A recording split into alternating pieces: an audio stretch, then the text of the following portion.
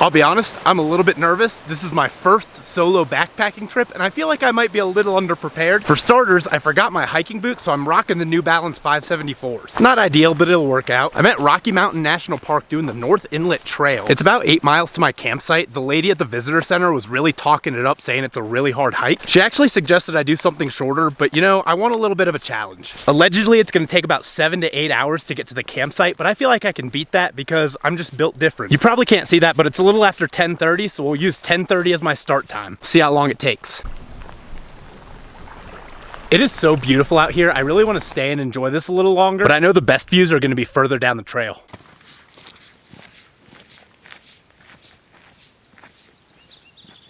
All right, so we've reached the Twinberry group. I started here at the North Inlet, and then I guess I'm right here. This is where we're headed, so I guess I'm probably about a third of the way. Not too bad. It's only 11:45, so I think I'm making pretty good time.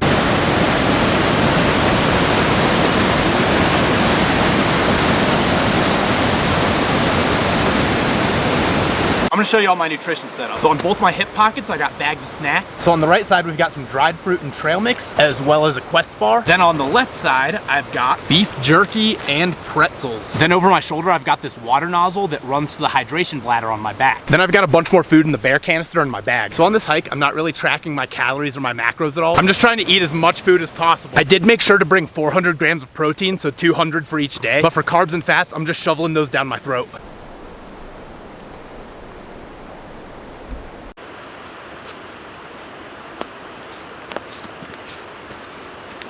That was a completely set up shot. Just made it to the campsite. It's about 2:15, so it took just under 4 hours. I probably have like 6 or 7 hours of sunlight left, which is awesome because there's a lot of cool spots around here that I want to explore. But first, I'm gonna take a little rest.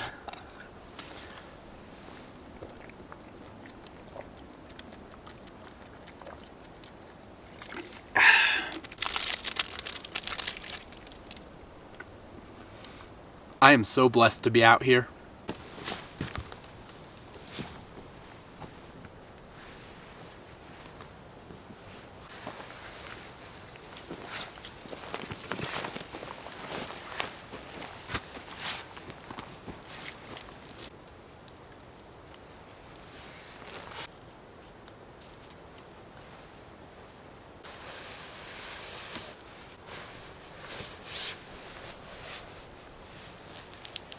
So I borrowed this rainfly from my brother. I've never actually used it before, but I'm sure I can figure it out.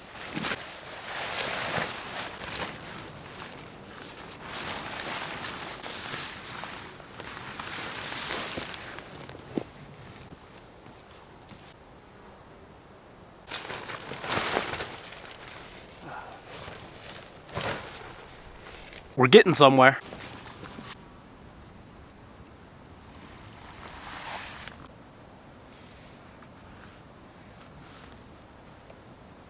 Not too shabby.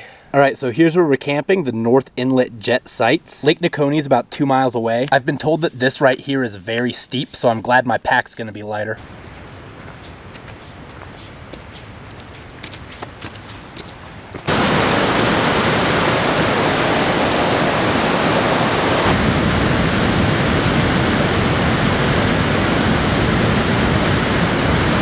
Those people I talked to were not lying. It is indeed pretty steep.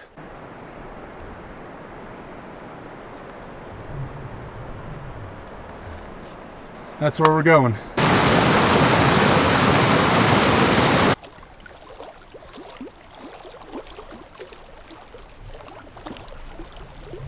I am so incredibly grateful to be here right now. The hike up here is pretty tough. It took me almost 3 hours. There were a couple times where I thought maybe I was lost and I should just turn around, but I'm really glad I kept going. Whenever I'm sad or stressed out and I need to close my eyes and visualize a happy place, a lot of times that happy place is a lake in the mountains. And I've never actually been to a lake in the mountains until now. So this is really, really nice. I'm kind of tempted to hop in for a little swim, but based on the fact that I'm totally alone and there's still snow on the ground, that's probably not the best idea.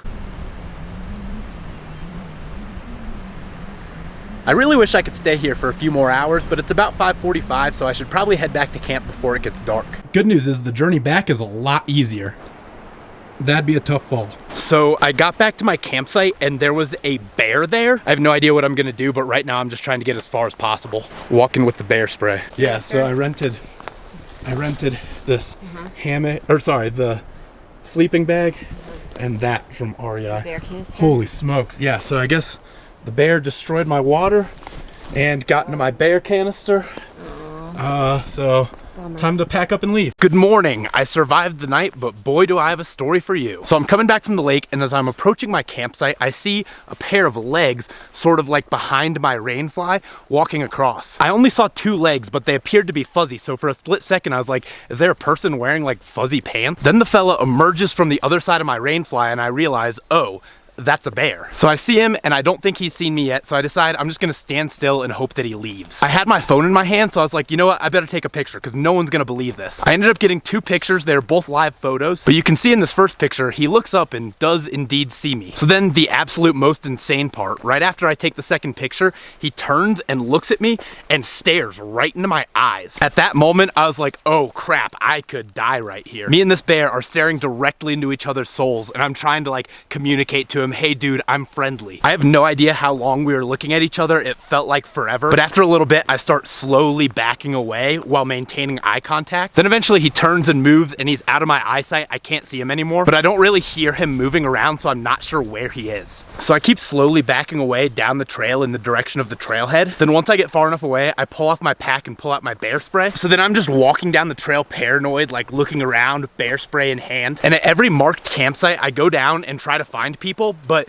none of them were occupied. My camera died while I was out on the trail, so enjoy some B-roll while I finish this story. So at this point, I'm freaking out a little bit. I don't want to go back to my campsite because I'm worried the bear might be there, but I also don't want to hike all the way back to my car because it's starting to get pretty dark. Then just as I'm about to give up hope on finding other campers, I get to the Grouseberry campsites. There I find this awesome group of ladies and explain to them what happened. In all honesty, I probably built this up to be more than it really was in my head, but in that moment, I felt like I had just narrowly escaped a very close life or death situation. They ask what I'm gonna do, and I tell them I really don't know. So this woman here on the left, Karen, offers to walk back with me to my campsite to help me gather my stuff. I was honestly a little hesitant to do that, but she made a good point in that if we were loud and talking and making a lot of noise, we probably wouldn't run into the bear again. So we hiked back to my campsite, and as you saw in that clip, he busted right through my bear canister, probably due to user error. He destroyed my jug of water for no good reason. So we hike back to their campsite, we're chatting the whole time. Karen's super cool, we talk about life, you know, all sorts of things. When we get back to their campsite, they give me food and water, and they help me set up my hammock and rainfly near them. Here I am tearing down the next morning. It was really a blessing running into these women because I have no idea what I would have done otherwise. I probably would have just kept wandering toward my car in the night and gotten killed by a mountain lion or something. I really could not be more thankful for them and their hospitality.